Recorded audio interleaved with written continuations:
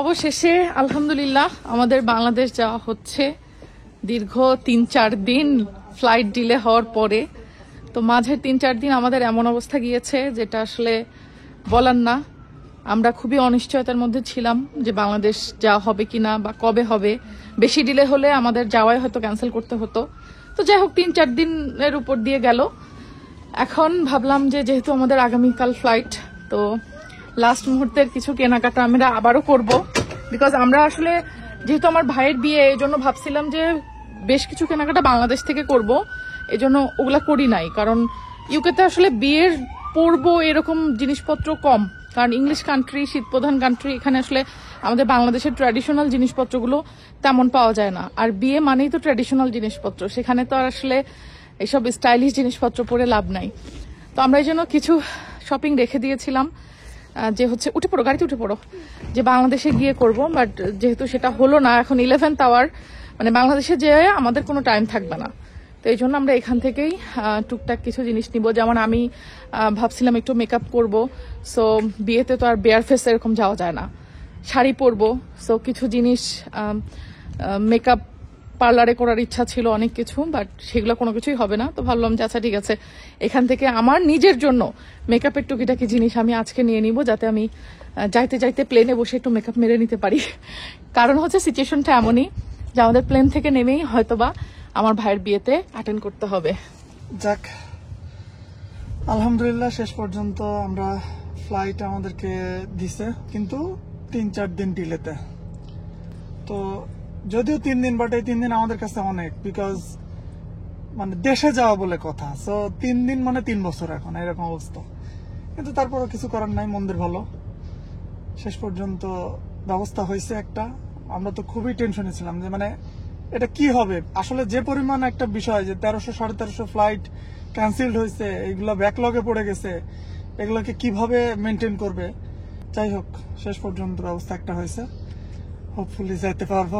দেখো flight cancel হলো যেই দিন এই হিথ্রোর আগুন ধরলো আমাদের ফ্লাইটের দিনেই। মানে কি বলবো, আমরা যদি পরের দিনও কাটতাম তাহলে আমরা অন টাইম চলে যেতে পারতাম। চলে যেতে পারতাম, কারণ পরের দিনের ফ্লাইট তো অন টাইম গেছে সব। রেগুলার ফ্লাইট গুলো রেগুলার মতো গেছে, শুধুমাত্র ওই দিনকার ফ্লাইটই সব ব্যাকলগে পড়ে গেছে। ইভেন তো আবার কপালটা দেখো যে ওরা এটাকে মার্চ করে পাঠাতে পারতেছে না, কারণ 300-র উপরে যাত্রী। এত যাত্রী রেগুলার ফ্লাইটে তো এত সিট ফাঁকা থাকে না যে কোন ফ্লাইটে এত 300 যাত্রী মার্চ করে পাঠানো সম্ভব না। দ্যাটস ওয়াই ওরা আলাদাভাবে একটা ফ্লাইটই করছে 24 তারিখে, যেটা ছিল না আর কি ওদের স্কেডিউলের ভিতরে, বাট এটা এক্সট্রা ফ্লাইট।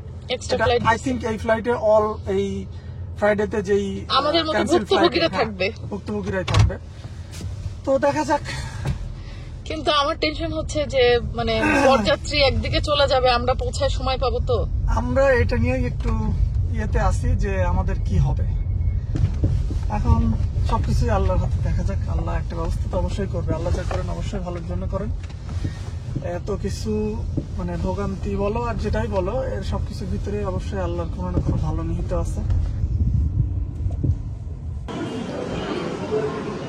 লাস্ট মুহূর্তে আসছি হচ্ছে আমরা সুপার ড্রাগে। বাবা লেফটে, আম্মু লেফটে। আজকে মলে এসে আমার মনে হচ্ছে ঈদ ভাব। চারিদিকে দেখো কত ভিড়, নর্মালি এত ভিড় কিন্তু থাকে না। আমি অনেকদিন ধরে সেজার জন্য একটা ব্যাকপ্যাক খুঁজছিলাম, যেন সেটা পিঙ্ক কালারের হয়, ওকে সারপ্রাইজ দিব বলে। তো বাংলাদেশ যাওয়ার আগে আসলে এটা খুব দরকার ছিল, কারণ ওর ট্যাবলেট, ওর কিছু টুকিটাকি জিনিসপত্র নিতে পারতো ব্যাকপ্যাকে। তো স্কুল ব্যাগ তো আছে, আমি চাচ্ছিলাম এরকম একটা ব্যাকপ্যাক হোক, কিন্তু এরকম পিঙ্ক কালার পাচ্ছিলাম না। যদিও এটা পুরোপুরি পিঙ্ক না, এটা একটু নুডিশ কালার, কারণ একদম এক্সাক্ট পিঙ্ক পাচ্ছি না। তো দেখি এটা সেজার পছন্দ হয় কিনা। ওরা বাপ বেটি কই গেল, খুঁজে যে পাই না ওদেরকে। সেজা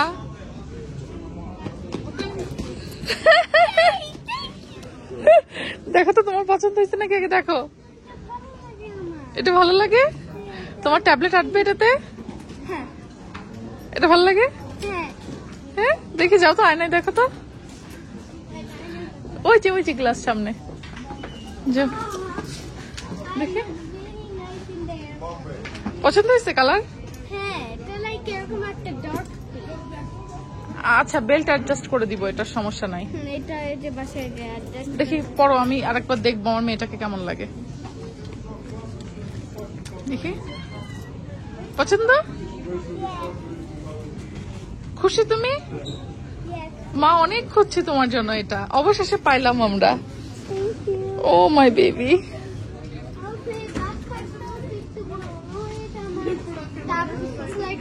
ট্যাবলেট নাকি হেডফোনস রাখতে পারো, এখানে ছোট লাইক চার্জার। ওকে, সব আইটে যাবে তোমার?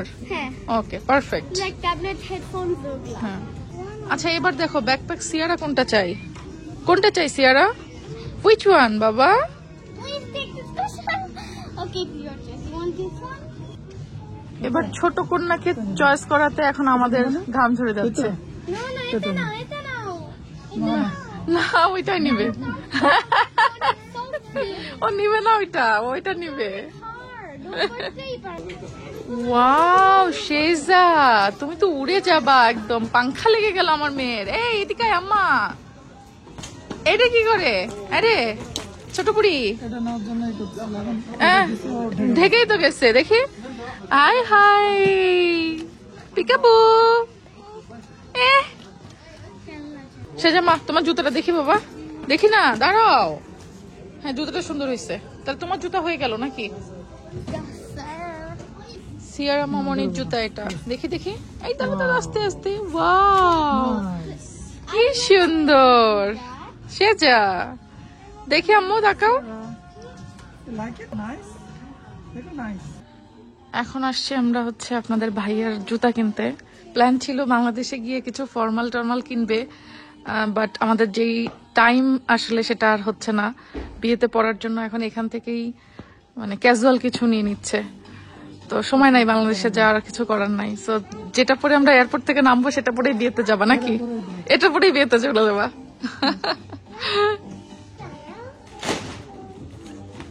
সে যা কাম। বাই বাই লুক, Bye bye, little bye bye লুটন। রাখো বাবা, এগুলো রাখো এখানে, রাখো তোমার গুলো রাখো বাবা। সে যা, চলো বাসায় যেয়ে লাস্ট মুহূর্তের প্রিপারেশন। Yay! No, আমি আমার গাড়ি। আচ্ছা,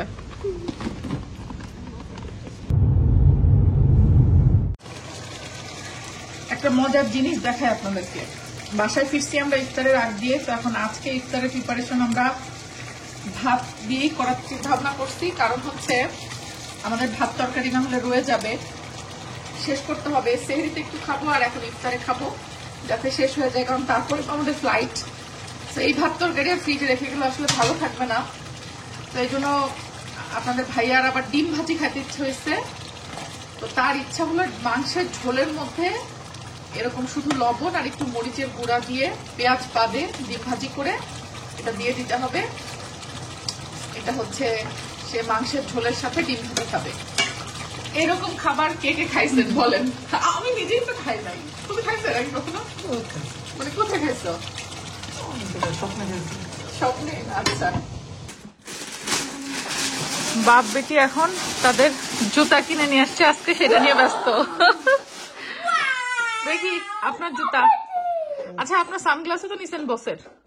হ্যাঁ, সেটা কই ব্যাগে ঢুকা মনে করে? আচ্ছা, দেখো আমার দুটো স্কুল দেখো। দেখি তোমার জুতাগুলা। ও ওয়াও, সুন্দর হয়েছে, সুন্দর হয়েছে বাবা। একদম দেখতে আরে আল্লাহ রে, আরে আল্লাহ রে। পিক দেখো। হয়েছে হয়েছে, এত লাগবে না, নামো নামো। লুক ওয়াও, সিয়ার পেপার পিকটা দেখো, কোয়ালিটি। তোমাদের 3 বাপ বেটিরই নতুন জুতা হয়েছে ঈদে, তাই তো? হ্যাঁ, ঈদে চাই নতুন জুতো। তোর তো হয়েছে, আমার হয়েছে আলহামদুলিল্লাহ, সবাই নতুন জুতো পরে যাবো। কিন্তু নতুন জামা নাই। এটা হচ্ছে এয়ারপোর্টে পরে যাবে। সেই বাটার অ্যাড, হ্যাঁ, ঈদে চাই নতুন জুতা। হ্যাঁ, আমাদের এই ঈদে হচ্ছে নতুন জুতা হচ্ছে সবার। জামা কই? জামা না হলেও চলবে। জামা তো জামা আমাদের কিনবো, জামা আমরা বাংলাদেশে যাই কেনার কথা ছিল, কিন্তু এই যে সবকিছুর টাইম এরকম উল্টাপাল্টা হয়ে সব মিসম্যাচ হয়ে গেল। টাইমে শর্টেজ পড়ে যাবো, বাট তারপরও অবশ্যই নতুন মানে বিয়ের জামা। পরে কিনবো আমরা, তাই তো? আচ্ছা, নতুন বউকে সাথে করে নিয়ে শপিং এ বেরোবো আমরা। যেহেতু আমাদের ভাইয়ের বিয়েটা রোজার ভেতরেই হচ্ছে, সো আমরা ঈদের আগে নতুন বউকে সাথে করে হয়তো 1-2 দিন শপিং করার টাইম পাবো, তারপরে আমরা চলে যাবো কুষ্টিয়া। নতুন বউ নিয়ে আবার ঈদ হবে আমাদের। যাই হোক, আমাদের শেষ মুহূর্তের এই যে সব গোছ গাছ কমপ্লিট। এখন ভ্যাকুয়াম টাকুম দিয়ে একদম ঘর বাড়ি ঝাড়ু মারু দিয়ে রেডি করে ফেলতে হবে।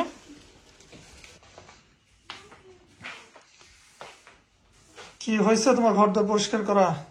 এই তো রান্নাঘরটার পেছনে এখন লাগছি। এইগুলো তো তুমি ভ্যাকুয়াম দিয়ে দিলে পারতা। আরে ভ্যাকুয়াম তো ওইদিকে দিচ্ছি যেগুলো প্লেন সারফেস, বাট এই যে কোনায় কোনায় ভ্যাকুয়াম ঢুকতে চায় না, তখন এই যে আমার বাংলা ঝাড়ুই আমার জন্য বেস্ট, এটা আমার জন্য সহজ লাগে। যাই হোক, দ্রুত কাজ সারো সকালবেলা, নাহলে কিন্তু আবার এই ঘর ধরে পরিষ্কার করবা না, পরে ফ্লাইট মিস করবা। না না, আজকে রাত্রে তাড়াতাড়ি ঘুমাতে হবে। আমার এখন সব কাজই শেষ, জাস্ট রান্নাঘরটা ক্লিন আপ হবে। ডিশ ওয়াশারের যেগুলা করার আমি করে ফেলছি, বাকিগুলো ডিশ ওয়াশারে দিয়ে দিব। সেহরির সময় খাওয়ার পরে জাস্ট এই উপরে সারফেসটা ক্লিন করে ফেলবো।